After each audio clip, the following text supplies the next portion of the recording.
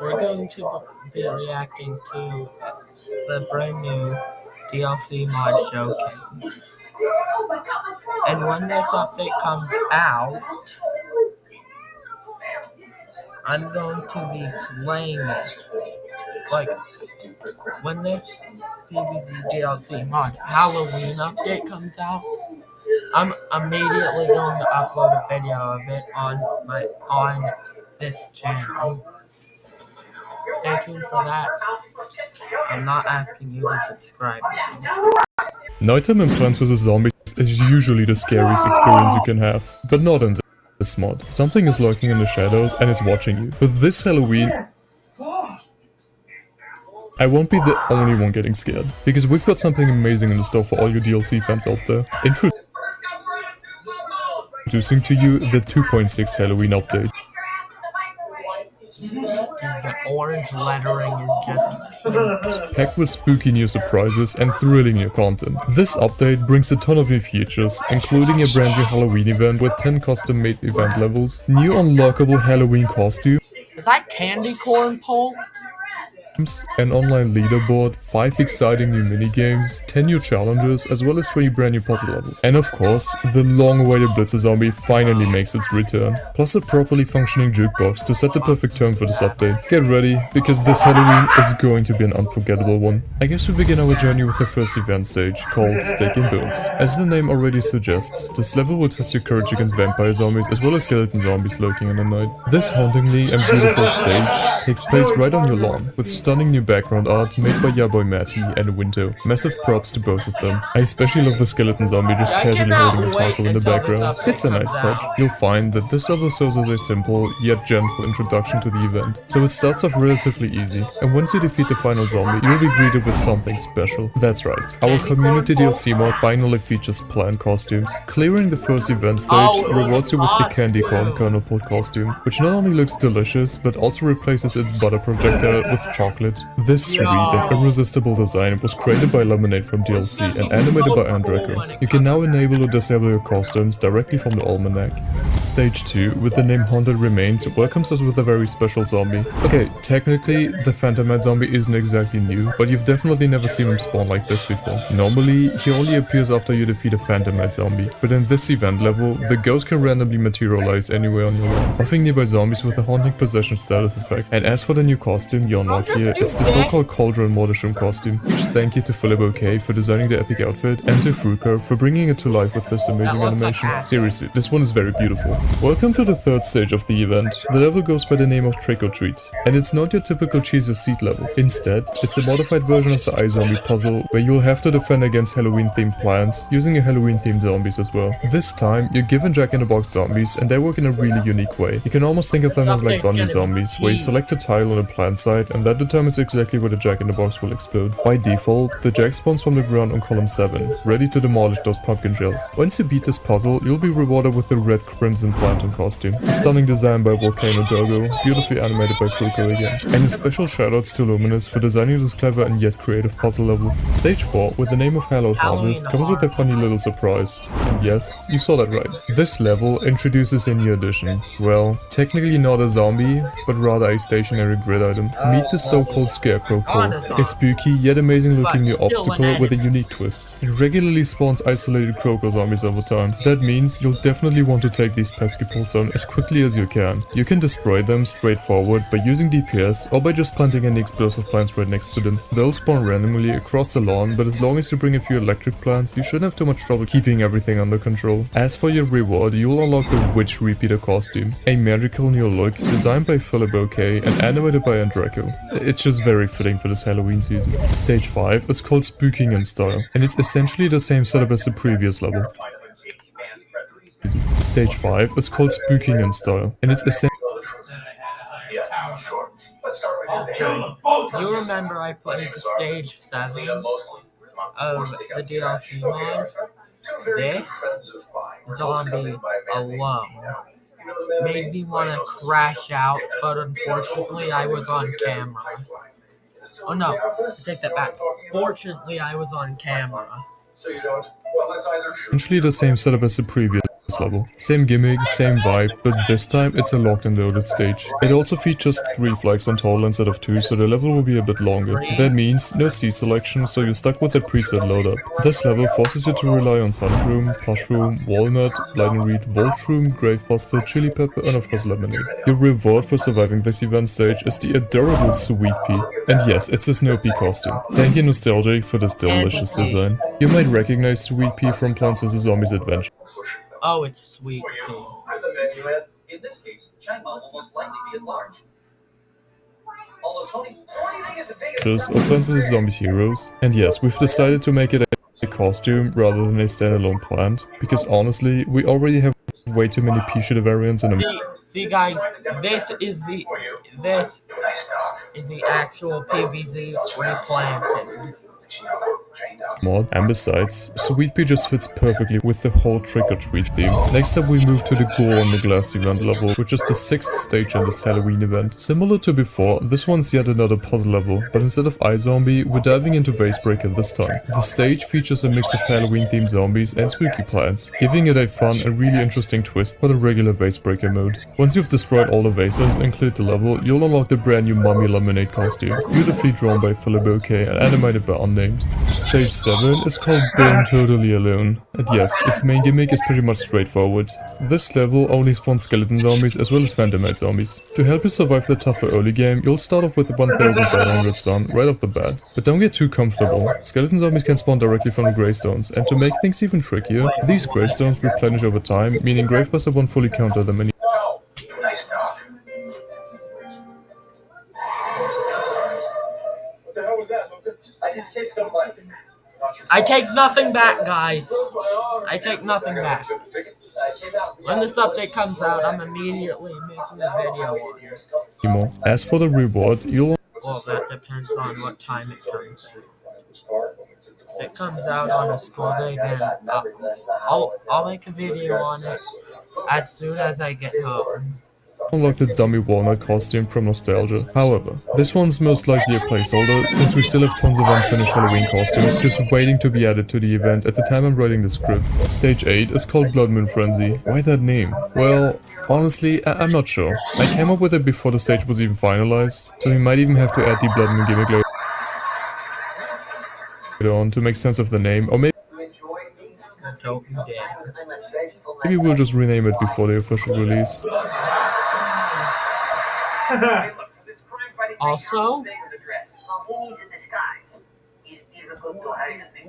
the 7th stage, the 7th world stage, is a daytime level. So make the sun 25, not 15. I guess time will tell. For now, this is the only event level that features 4 flags in total, making it a longer and more intense challenge than the others. You'll also notice the Scarecrow grid item, or technically speaking the stationary Scarecrow zombie, which makes a return here, keeping the pressure up throughout the fight. Your custom reward for completing the stage is a sneaky ninja stealth costume, made by Volcanic Doggo and animated by Unnamed again. Huge thanks to both of them for this amazing design. Stage 9 is called Crimson Red Descents, and it's by far my favorite level in this entire Halloween event. Right away, you'll notice the striking red background, which was also beautifully edited by Maby. It instantly sets the tone for what's to come. You'll also start with 5000 sun, and you'll also notice that sun producing plants and zero cost plants are banned. Sound familiar? Yeah, that's right. This is the Halloween Last stand?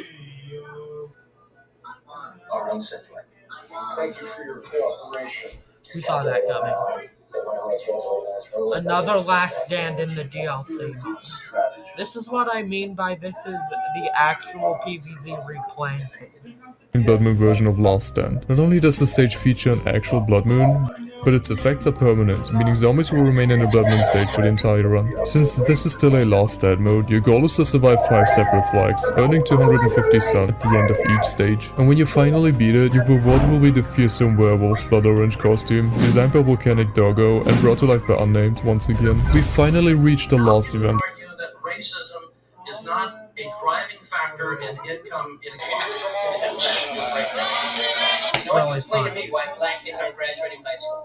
Stage 10. level, which is called Mighty Monster Mash. This one's a conveyable stage that combines every single gimmick from the Halloween event into one epic final. You'll have Phantom Ghost zombies spawning, scarecrow poles appearing, and even the Belmont gimmick activating every 5 waves, identical to the 6th Moon World in the PvZ Community DLC Mod. It's a tough level, especially with Gargantua's joining the mix, which is truly spooky stuff if you ask me. Your final reward, and personally my favorite costume in this entire update, is a so-called jack-o'-lantern pumpkin shell.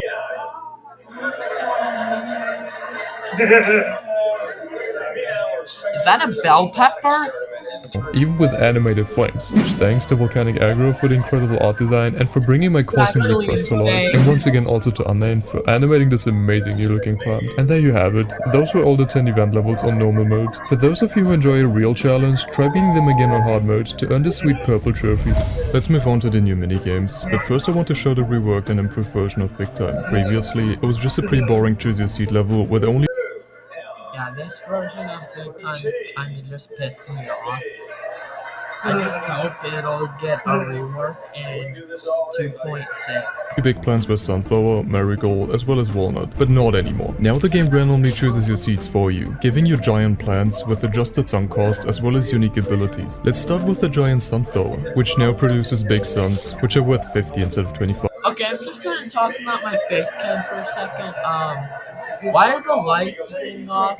Why does it suit it? Why does it suit me making this video really good with Halloween being tomorrow?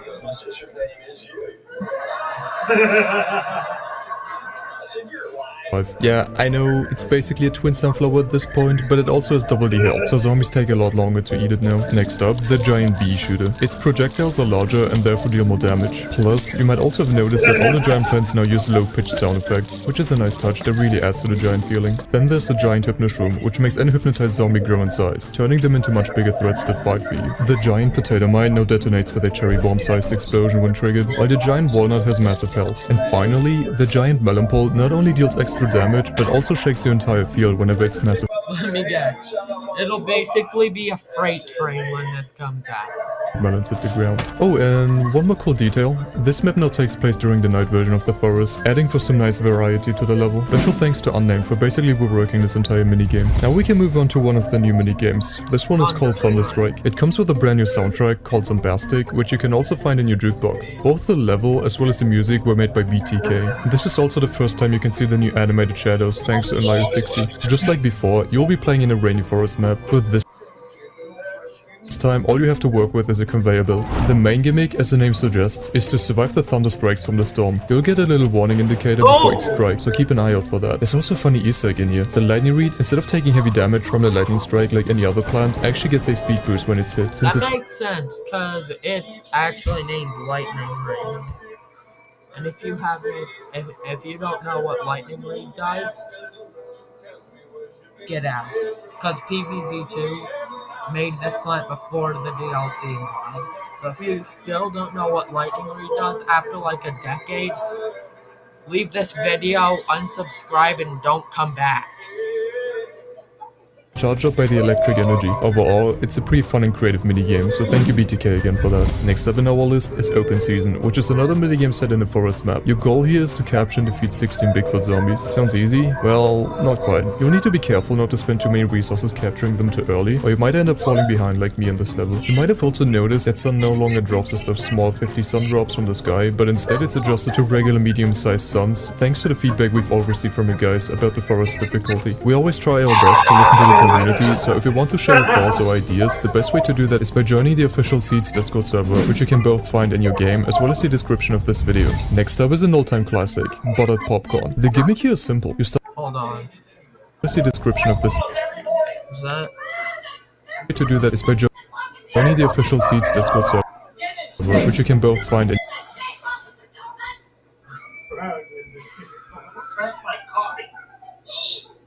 Who's gonna tell bro that that's Japanese, not Chinese?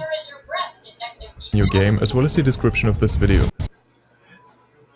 Realize blocking Next up is an all-time classic, buttered popcorn. The gimmick here is simple. You start off with 4 carb cannons and nothing else. Your only way to deal with the zombies is by clicking on their heads to butter and stun them, which gives you a chance to group them up smartly to maximize your carb cannon's efficiency. Even your mouse cursor here gets covered in butter now. Nice. Overall, it's a nice and easy minigame that really takes it back to the iPad edition of Plants vs Zombies. Thank you Unnamed for bringing this one back. Next up on our list is Ordered Up, and it's a really fun minigame. Your goal here is to serve the orders of the Phantom Ghost zombie, who'll show a little speech bubble with the specified zombies he wants. You'll win the level once you've successfully served all 6 unique zombies. The types of zombies you'll ask for includes basic zombies, conehead zombies, pole vaulting zombies, skeleton zombies, as well as newspaper zombies, and you'll only progress after each request is fulfilled. Big thanks to BTK for creating this awesome minigame. Up next is Home Run Derby, another classic minigame that originally appeared in the Nintendo DS version of Plants vs Zombies 1. Your goal here is to hit 30 home runs with a baseball while also surviving their zombie attacks. You can even hit zombies directly with the baseball to take them out, which will also draw sun in the process. Unfortunately, I couldn't manage to hit a single home run myself. The hitbox are pretty unforgiving as of now. I've already been in touch with Drunken Cat, the creator of this minigame, and suggested him to make this level a bit easier for more casual plays. Now I want to show off Veterans Day, which used to go by the name of Giga Gathering. All of the Giga zombies have received a massive glow up, not just visually, but in their abilities too. The new designs were beautifully drawn by Milanesso and animated by Unnamed, and may I just say that they look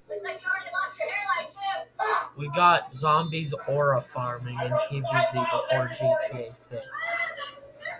fantastic. Starting off with the Giga Basic zombie, who is now called Agent Basic. His ability mostly stays the same, so he will still act as a walnut for the zombies after losing his head. The main difference though is that he now stays in one stationary spot instead of walking forward after his head drops, which comes with its own pros and cons. Also, gone are the days when the Giga Conehead zombie was only resistant to fire damage, which, let's be honest, was a pretty boring and uninspiring ability. Now, when his helmet drops, he activates a garlic lane switch effect in a 3x3 area. It's basically the counterpart to the 3x3 stun effect that the Giga Buckethead zombie has for the plants. Speaking of the Giga Buckethead, or I should rather say Agent Bucket, he still stuns all the plants in a 3x3 area when his helmet drops, but this time, the plants no longer just awkwardly freeze in place. Thanks to Unnamed, they now have a proper stun animation which just looks so much better and less confusing. The Giga Pole Vaulting zombie pretty much just stays the same, except for the name which has been changed to the Olympic Champion zombie.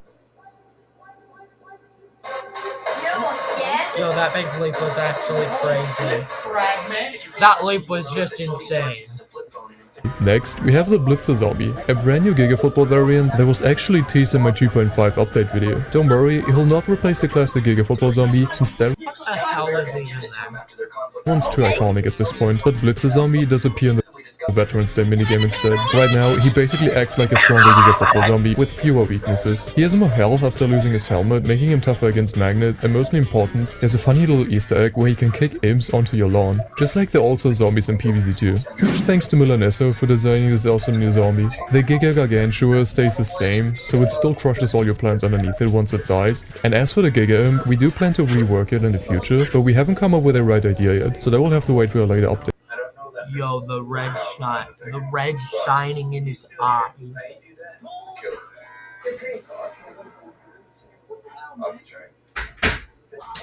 The red shining in the Giga Gargantuan's eyes as it dies. Amarillo, see if we can figure out what you're hiding from.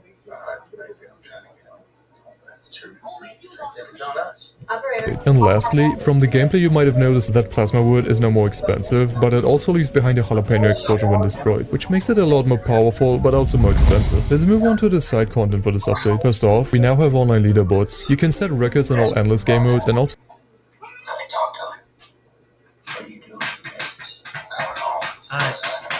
I'm definitely at the bottom of this. see everyone else's scores. The jukebox has been upgraded too. It now lets you change your in-game music and replace any soundtrack with the one you're choosing. If you want to go back to the original level music, just press the pause button to disable that feature and play the proper soundtracks again. New music albums will appear in the shop after you earn the golden sunflower trophy. You can also play 20 new puzzle levels and 10 new challenges, which I personally have playtested myself a while back. These challenges were released publicly in the 2.5 update, but I've never covered them in a video, so I guess that's what I'm doing right now. Let me know in the comments below if you'd like to see a full guide on each challenge, but harder on hard mode. I've also gone back and reworked some of the previous unplayable versus mode maps. For example, in Roof, it not only adjusted the costs of every single unit, but I've also added a new event that triggers every minute, pushing all the zombies on the board backwards. This helps balance things out, giving the plan players a lot more chances against the previously zombie-heavy meta. A similar change was made to Pool, but this time only zombies in the water lanes will get pushed back. We've also added all the agent zombies, along with the cardboard zombie and blitzer zombie to versus mode, to give the zombie side more variety to play with. And as for a reference, the cardboard zombie is just a weaker version of Watch your mouth.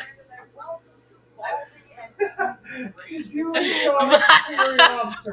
Yes, but he started it by breathing. That's literally what Bro's Mask is screaming right now. Conant Zombie, kind of a middle ground between the basic and a Conant Zombie. I've played a few matches with Cropan to throw off the new zombies, and that's where I'll be wrapping up this video. As a side note, we plan to just release today, and I'll be playing that game to 100% to keep you guys updated on how it goes. Thank you everyone for supporting this community passion project, and a huge shoutouts to all my channel members who continue to support the channel. If you made it to the end, I really appreciate it, and I'll see you in the next video. There's no way you ever go for Gladiator, bro. Oh, I wouldn't. Alright. I wouldn't. He's doing his Cropan bait strat. I'm Don't not. place anything early, bro. I'm not. I know you've already practiced against this. This strategy in the big 2025. I don't know what to do, but I'm not. This guy. Jesus, what is this Alright, swarm, bro? Oh, it's looking dicey, dog. It's looking dicey. What's up? Jesus. Yeah, we forgotten the power of this. Yeah, what else? Oh, yeah, you're gonna rush me, dog. Maybe. You went what economy? Maybe. It's actually kind of working out for you, though. I might have been. What even won right now? Oh. Oh. Ah, you just had another ignore great that game. door, bro. I didn't account for that. And it's not like the football zombie, really. Wait, hold. Gulp. Do I really want this?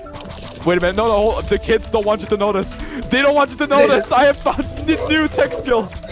No! They don't want you to notice. They don't. Fuck! Yes! You can't win. You can't win. Shit. Get out of here, dog. Oh yeah, you have one chance of winning with what economy, though? I can survive. Never mind. You call that surviving? I have been flying for 30 minutes. Yes. Thank you very much. Handle me.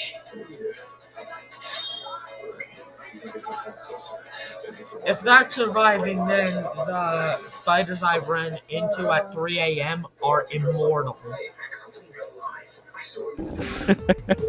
Oh my god. Do you like that? No.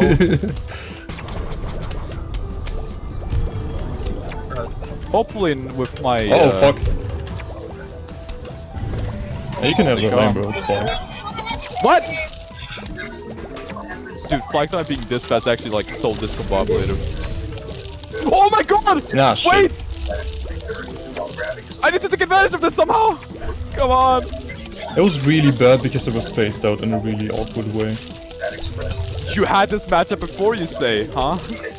Oh my goodness, he just can't die! He's not allowed to! He's unkillable, bro.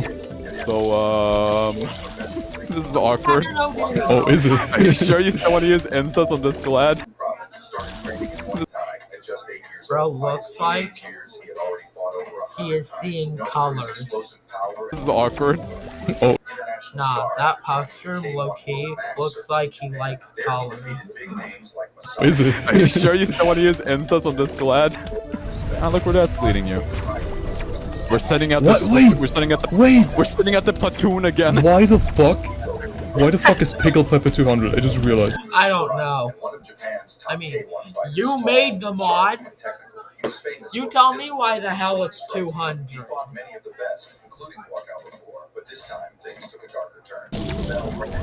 You didn't. You made it 200. What are I you talking did about? not, bro. I did. That's a straight lie, bro. Why is it so expensive? Oh, dude, someone on the okay, I think they changed the adventure mode cost for like 200 for pickle pepper. It should be like 175. Wasn't Pickle Pepper 200 when Agent Flag was added?